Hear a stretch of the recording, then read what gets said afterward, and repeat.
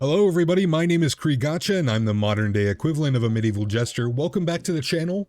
Today is another one of the shorter discussion type videos. We're going to be talking about Prydwens' infamous tier list and some of the more recent things I've seen online said about it, especially how full tier 0 is feeling. I hope you guys enjoy the video and I'll see you there. So recently I have seen the opinion on Prydwens' tier list that tier 0 is too full. And I kind of thought it'd be an interesting thing to talk about today. So I've went and I've looked at all the other gachas, and it's a little true. Tier 0 has 10 people in it. I think HSR's has like 15, but they have a lot more characters. Wuwa has, I think, like 8, maybe. Wuwa's is very slim, and most of them are like sub DPSs. And while I agree it does look a little full on Zenless, I think the main thing that people don't really realize is that Prydwens' tier list is inherently flawed with how they like separate the units. So if we look, we have crit DPS, anomaly DPS, and support. Now this right here, just straight off the bat, is just not a good setup. They recently, I think it was like 3 patches ago, they started doing anomaly DPS as like a separate category, and they moved stunners and defensive units into support to try to simplify it, I guess. First of all, they made anomaly DPS as its own category and didn't even move Miyabi up to tier 0, which I thought was really funny. Secondly, it doesn't really work. I think stunners should definitely have their own category. I don't think I know stunners might as well just be supports with what they do for teams now. But I definitely don't think that supports and stunners should be combined. I think that's where the biggest source of tier list being too crowded is coming from. It's the fact that supports, defensive units, and stunners are all sharing one category. If I were to try to fix what I'm seeing here, I would most likely move anomaly back into crit DPS and just change it to DPS. Have like DPS, sub DPS, stunner, and then support. Defensive units don't need to leave support. There's like 3 of them, and like 90% of them are down here. Sorry, Caesar. But I don't think they need to move off the supports. But I don't think there needs to be a distinction between crit DPS and anomaly DPS. I think DPS and sub DPS is fairly okay, especially with the fact that we're getting another sub DPS in the next half of 2.7. We're getting Sissia, who is going to be an electric sub DPS who's good for like Seed. I would try to mention other characters, but it's really just Seed. So I think that the inclusion of a sub DPS role would be pretty good. You'd see characters like Vivian, characters like Orphe, Sissia, Bernice, Yanagi. I think Yanagi can be on both sides. I think someone like, hell, you could even put Seed in sub DPS, because if you throw her on like, sorry, I'm continuing to yawn. I was gonna sorry for yawning, but I was yawning the entire time I was trying to say that. If you put a character like Seed with Yishun Guang, then she becomes a sub DPS.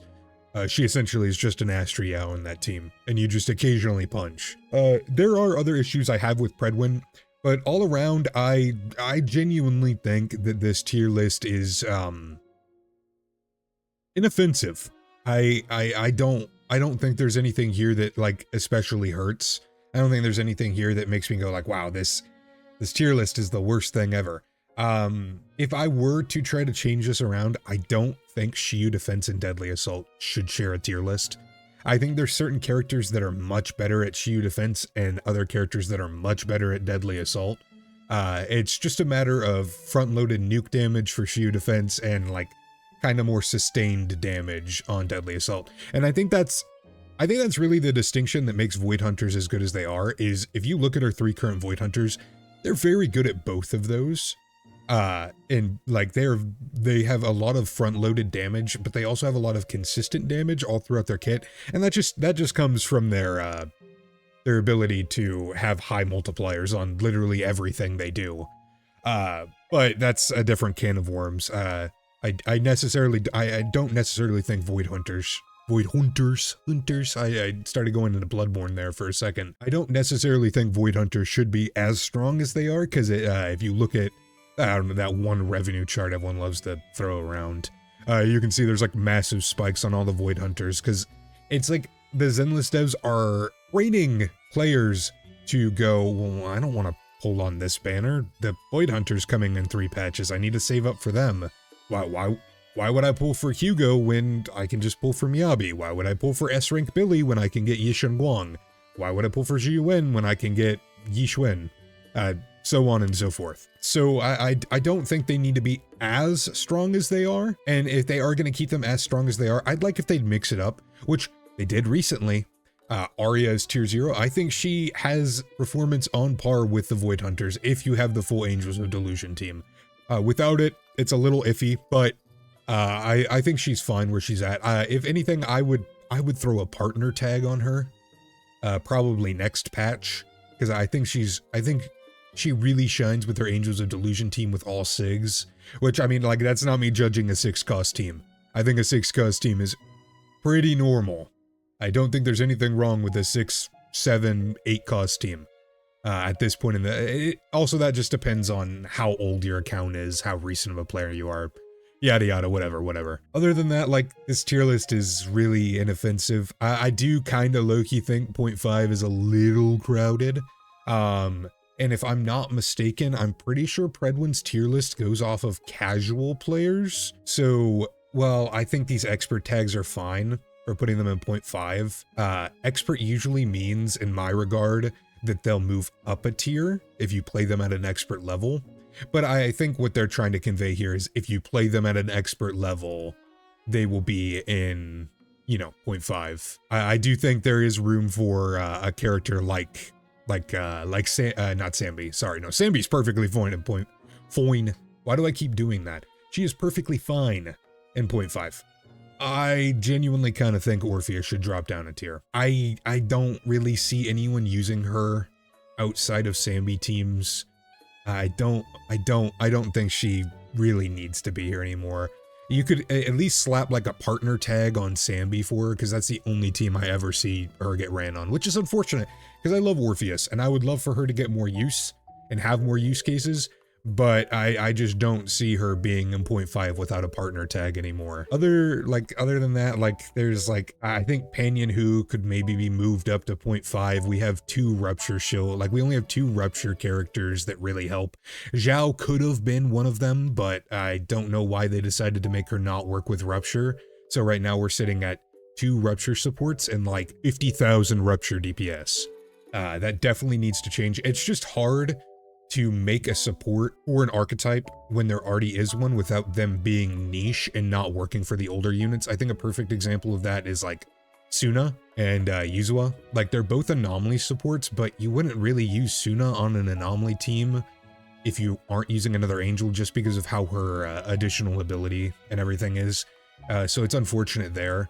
They kind of had to do it because they're both like the same exact thing. They're both physical supports.